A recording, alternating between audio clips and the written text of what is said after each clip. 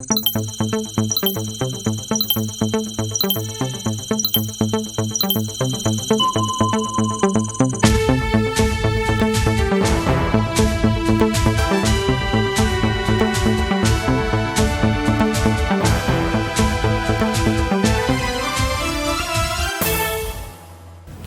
est 13h à Ouagadougou, bienvenue au 13h de la télévision interactive du Burkina. Coopération Burkina Faso-France. Le chef de l'État burkinabé a été reçu ce mercredi par le président français. La préparation du sommet du G5 Sahel est au menu des échanges. Le rapport du Réseau national de lutte anticorruption présente le MPP comme le parti le plus corrompu lors de la période électorale. Vous en saurez davantage dans ce journal. Ce sont là les principales actualités de cette session de la mi-journée. Bonjour et encore une fois, bienvenue si vous nous rejoignez. Débutons ce journal avec le point Covid au Burkina Faso. À la date du 10 février 2021, la situation de la maladie à coronavirus au Burkina se présente comme suit. Nombre de nouveaux cas confirmés, 49, tous à transmission communautaire. Nombre de guérisons, 252. Total des guérisons, 10 531. Nombre de décès, 2. Total des décès, 136. Nombre de cas actifs, 808. Nombre de cas confirmés depuis le 9 mars 2020, 11 475, dont 4 270 femmes et 7 205 hommes. Nous vous le disions donc en titre, visite du président burkinabé, Roch-Marc Christian Kaboré à l'Élysée en France. Il a eu un déjeuner de travail avec son homologue français Emmanuel Macron. La coopération entre les deux pays, la lutte contre le terrorisme et la préparation du prochain sommet du G5 Sahel étaient à l'ordre du jour. Accueilli à l'Élysée ce mercredi 10 février, Roch-Marc Christian Kaboré s'est entretenu avec son homologue français Emmanuel Macron.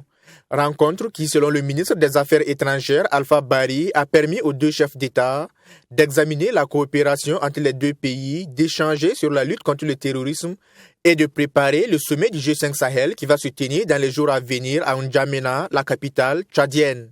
Les deux chefs d'État avaient besoin de se rencontrer pour préparer le sommet du G5 de N'Djamena qui va avoir lieu dans quelques jours. Et comme vous savez, ça fait un an que nous avons eu le sommet de Pau. Le sommet de Pau qui avait débouché sur un accord qui était soutenu par une feuille de route. Et cette feuille de route, nous avons un comité de suivi qui fait régulièrement le point de la situation. Et les engagements qui ont été pris de part et d'autre, il y a eu des avancées. Mais il est question de voir comment est-ce que, avec les acquis que nous avons engrangés en une année, comment est-ce qu'on peut donner encore beaucoup plus un poids politique, beaucoup plus de tonus pour relancer encore davantage. Comme vous voyez dans le cadre du Burkina, nous vivons une certaine accalmie, mais cela ne veut pas dire que les problèmes sont résolus. À en croire le chef de la diplomatie burkinabé, le rendez-vous de N'Djamena va être encore plus déterminant. D'où la nécessité d'harmoniser les points de vue sur certaines questions avant la tenue de ce sommet. Vous savez bien que Pau s'est décliné en 4 piliers. Il y a la lutte contre le terrorisme, il y a le renforcement des capacités des armées, il y a le retour de l'État et il y a le développement.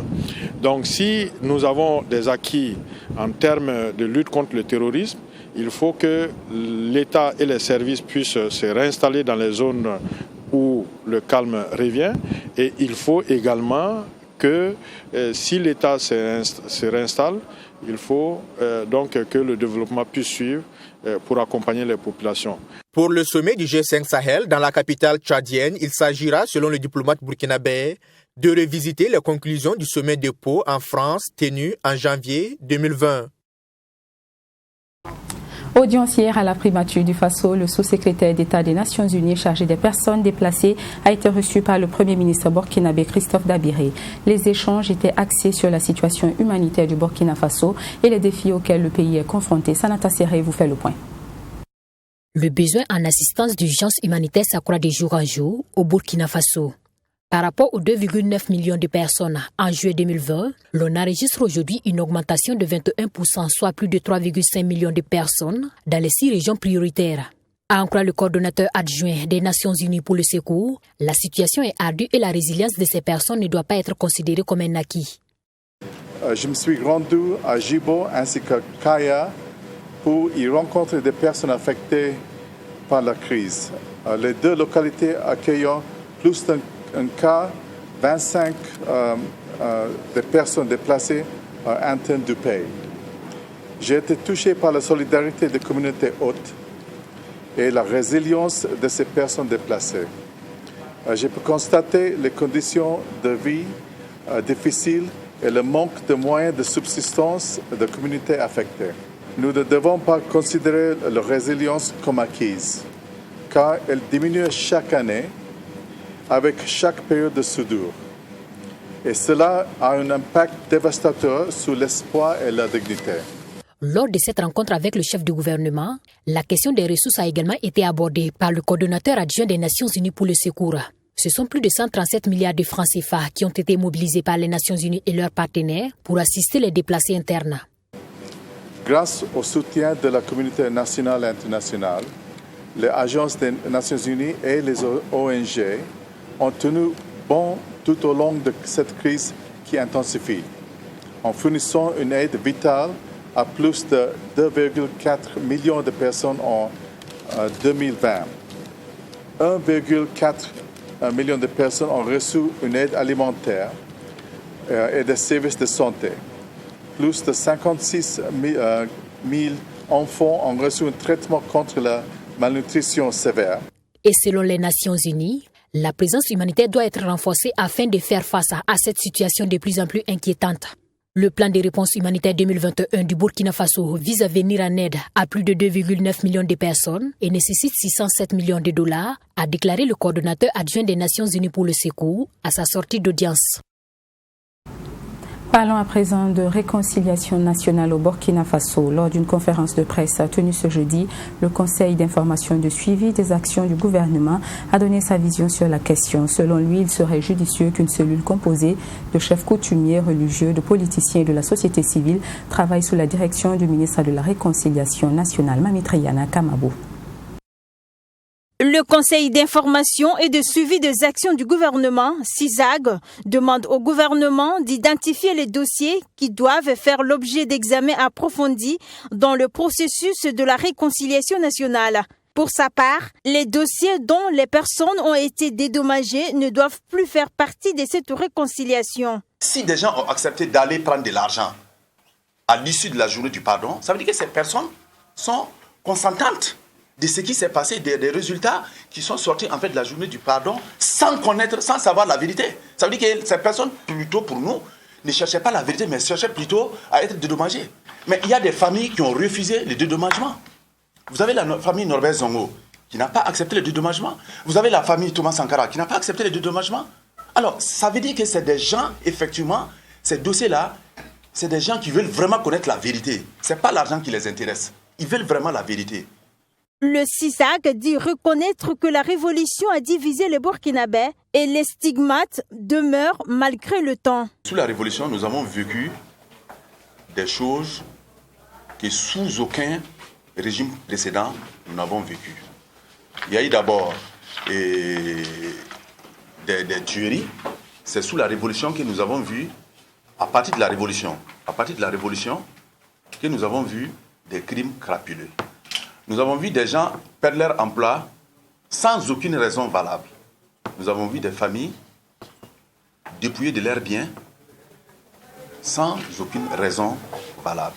Le CISAG ajoute aussi qu'il s'agisse du modèle de réconciliation à la rwandaise, à la sud-africaine, à la tunisienne ou encore à l'algérienne, il faut que les Burkinabés fassent un choix d'opportunité. Un choix dont l'efficience dépendra de la bonne volonté de tous les acteurs et de leur capacité à s'oublier eux-mêmes pour enfin penser à l'intérêt général de la nation. Ce n'est pas la peine de chercher à faire une réconciliation des façades. Ce n'est pas la peine de chercher des gens qui vont venir s'asseoir, tenir de beaux discours, faire des promesses aux victimes qui ne sont pas, qui dans leur cœur n'ont pas pardonné, sortir des recommandations pour nous dire que non, les peuples burkinabés se sont réconciliés. Non, c'est pourquoi nous avons dit qu'il faut qu'il y ait de la sincérité dans ce que nous allons faire. Et pour qu'il y ait cette sincérité, le CISAG souhaite qu'une cellule composée de chefs coutumiers, de religieux, de politiques et de sociétés civiles travaille sous la direction du ministre de la Réconciliation nationale. Pour aller à cette réconciliation nationale, le CISAC propose 2 solutions, à savoir la justice classique et la justice traditionnelle. Comme annoncé également en titre, les résultats de l'observation du réseau national de lutte anticorruption présentent le MPP, le Mouvement du Peuple pour le Progrès, parti au pouvoir, comme le parti qui a le plus pratiqué la corruption avant et après les élections. Avec 46,9% des cas de corruption électorale observés par le réseau national de lutte anticorruption RENLAC, le Mouvement du Peuple pour le Progrès MPP est classé premier parmi les partis politiques impliqués dans les pratiques de corruption.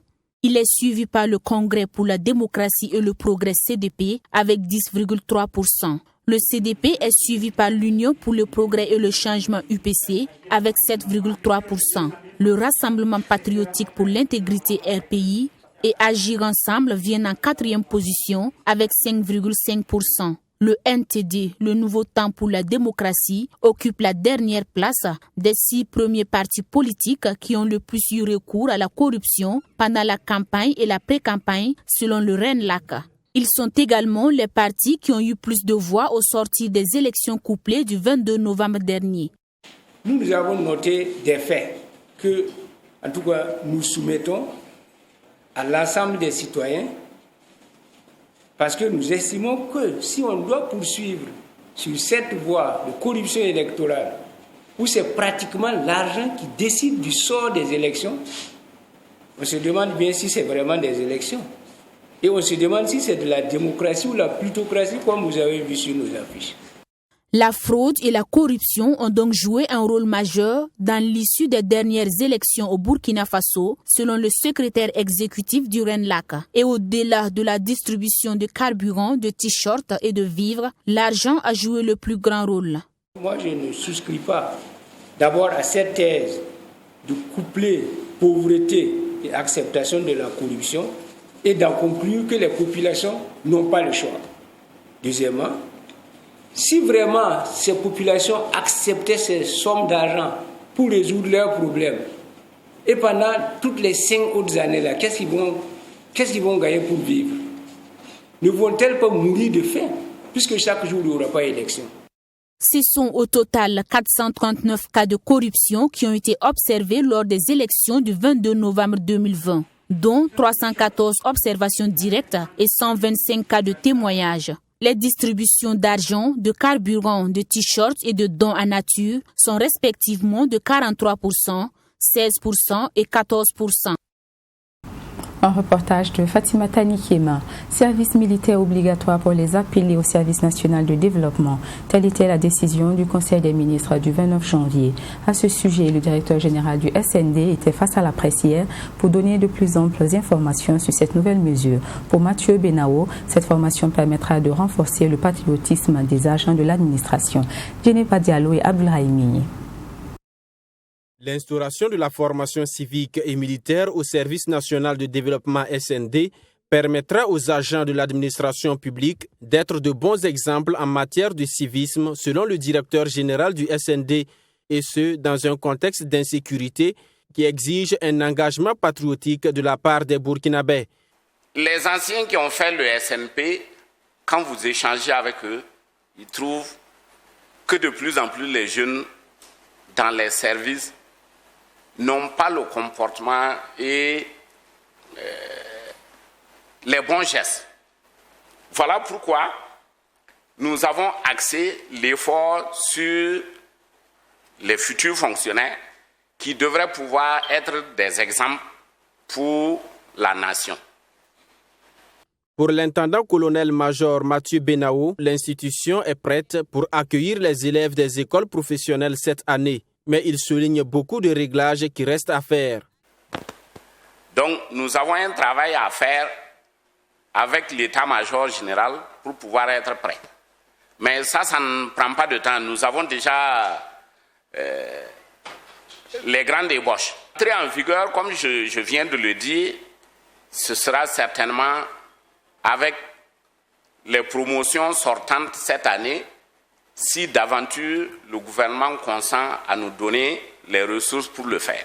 Au cours de cette conférence de presse, le premier responsable du SND a invité les entreprises privées à prendre leurs responsabilités afin que leurs agents participent au service national de développement. Nous menons des campagnes de sensibilisation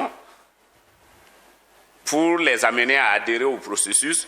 C'est vrai que c'est un peu lent, mais il y a également que les nouveaux dispositifs du décret nous permettent de contraindre les intéressés à déclarer leur personnel. Avec cette nouvelle donne, les appelés du SND percevront 2 tiers de leur salaire, l'autre tiers étant retenu au profit du développement du pays. Cette formation concerne les jeunes de 18 à 30 ans et pour le directeur général, ces jeunes, une fois formés, constitueront une réserve pour l'armée.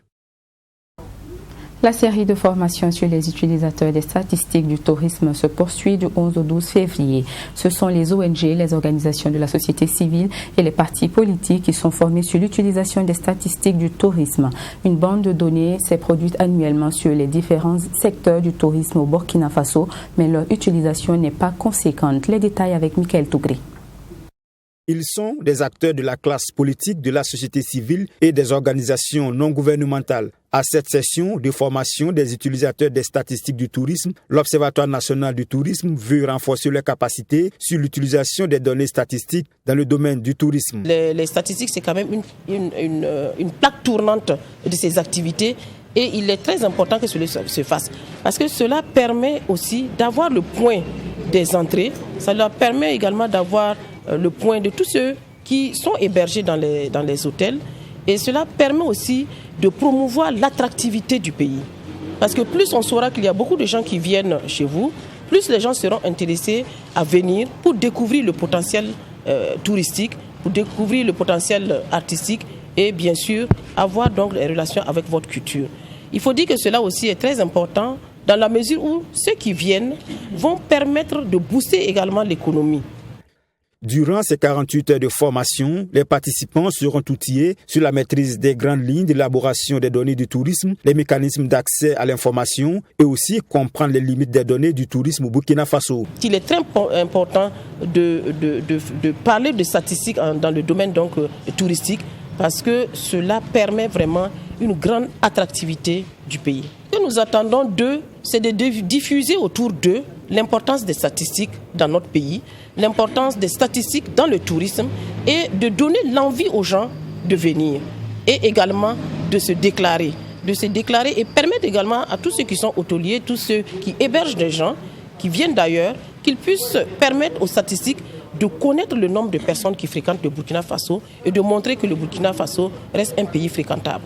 Cet atelier de formation sur les utilisateurs des données statistiques est organisé et financé par le sous-programme statistique du programme d'appui à la gestion publique et aux statistiques en collaboration avec l'Observatoire national du tourisme au Burkina Faso. Parlons d'urbanisation à présent. Les maires de 8 communes réunies dans le projet Grand Ouaga, projet qui vise à élargir les limites territoriales de la capitale, se sont retrouvés lors d'une assemblée générale débutée hier dans la commune rurale de Komki-Ipala. Objectif, signature d'une convention constitutive de la communauté du Grand Ouaga. Serge Bado pour les détails. La convention constitutive de la communauté du Grand Ouaga est une nouvelle entité qui permettra non seulement de traiter de manière holistique les problèmes de gouvernance locale auxquels les élus locaux sont confrontés. Et pour le maire de la commune de Ouagadougou, Armand Pierre Bewende, l'Assemblée générale constitutive permettra d'accorder les violons pour la signature de la communauté des communes du Grand Ouaga. C'est un accord entre plusieurs communes de mettre ensemble leur potentiel pour faire des projets à l'échelle de toutes les communes et des projets intercommunaux. Donc aujourd'hui, nous nous retrouvons ici pour voir dans quelles conditions nous pouvons signer cet accord pour créer ce nouvel espace que nous appelons le Grand Ouaga. Autant de projets qui sont à l'échelle de ce grand territoire vont être exposés pour que nous puissions comprendre ce que le gouvernement a prévu pour cet espace qu'est le Grand Ouaga. Pour le chargé de programme de l'ONU Habitat Yombi Ouedraogo, sa structure soutient ce projet qui permettra de mutualiser les compétences des communes du Grand Ouaga, un soutien sur le plan technique et financier. Je dis que nous, en tant que ONU Habitat, nous appuyons tout ce qui est démarche métropolitaine. Quand vous voyez aujourd'hui la vision qui sous-tend tout ce projet qui a été énoncé par le maire de Ouaga, c'est la vision métropolitaine, la gestion intégrée des espaces, de l'espace du Grand Ouaga. Et nous, en tant qu'institution onusienne qui travaillons sur ces questions-là, notre engagement, c'est aux côtés de la mairie, c'est vraiment de les appuyer, non seulement du point de vue technique, mais aussi du point de vue financier, pour faire en sorte que ce projet de création de la métropole du Grand Ouaga soit une réalité et qui va permettre qu'aujourd'hui les collectivités territoriales se sentent dans un espace développé et intégré. Et en tant que partenaire, nous sommes prêts à accompagner cette initiative que nous avons commencé du reste depuis septembre 2019 à Lumbila, qui a consacré d'abord, qui est passé par un atelier de planification urbaine qui avait permis que les maires disposent d'outils de compréhension sur les enjeux métropolitains de la gestion des espaces.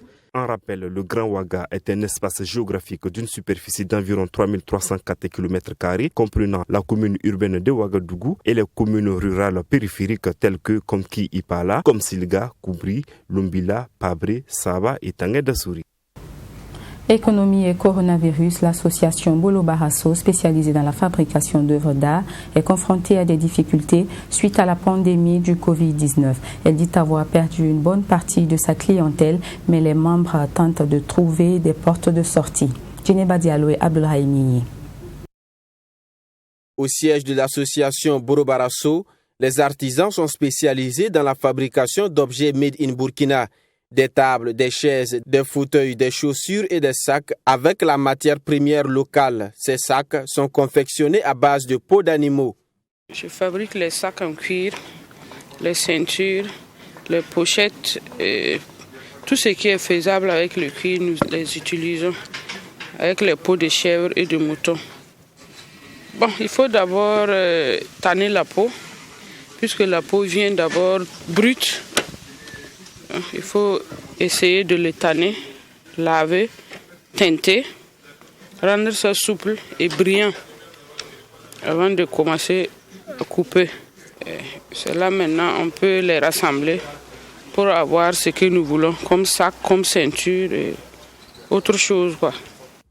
Créée il y a de cela une décennie, l'association traverse ces derniers temps le moment le plus difficile de sa vie. La pandémie à coronavirus, ajoutée à la crise sécuritaire, a fait perdre à l'association une bonne partie de sa clientèle, constituée essentiellement d'expatriés. Actuellement, si on sincèrement dit, la caisse est vide parce que depuis l'année passée, rien ne bouge.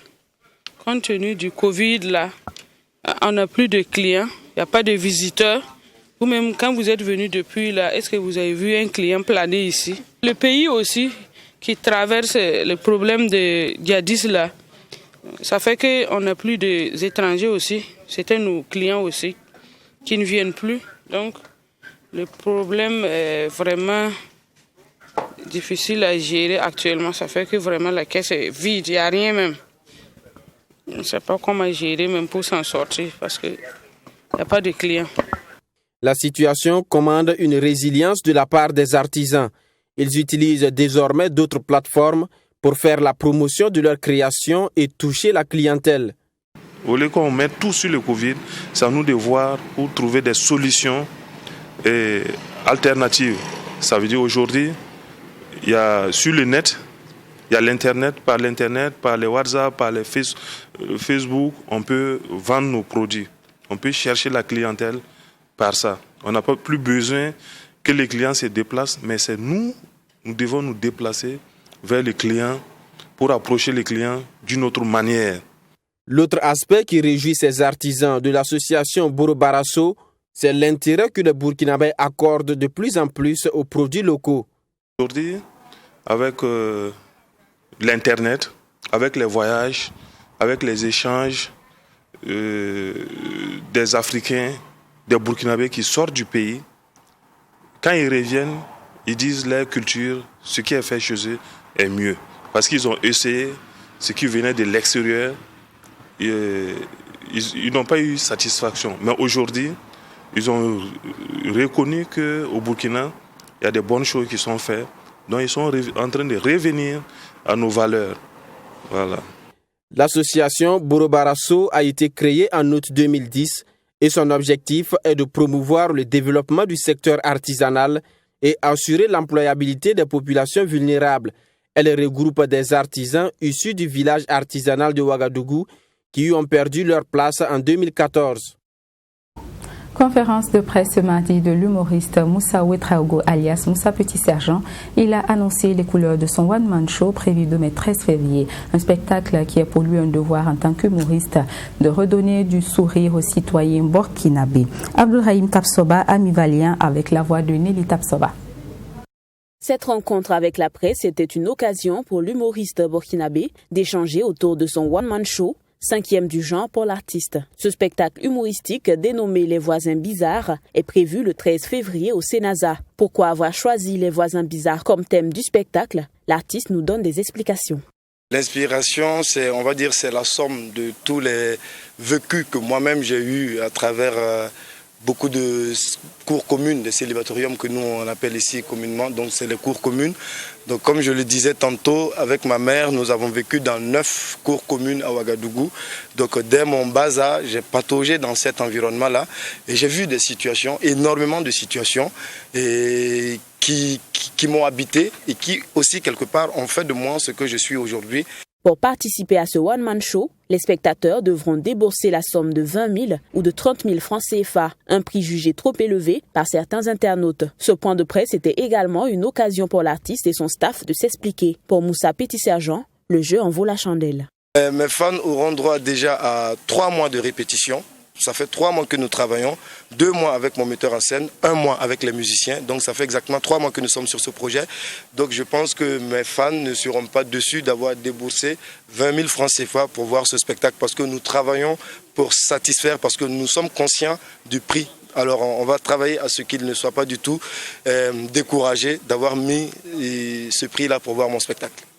Rappelons que Moussa Petit Sergent a été désigné meilleur humoriste émergent en 2011 lors des Ouistiti d'or. Il a également remporté le prix découverte RFI Talent du Rire en 2016. L'artiste a aussi donné un avant-goût du spectacle lors de ce rendez-vous avec les hommes de médias. Ici prend fin cette édition. On se donne rendez-vous demain pour le dernier 13h de la semaine. Très bel après-midi sur Truc TV.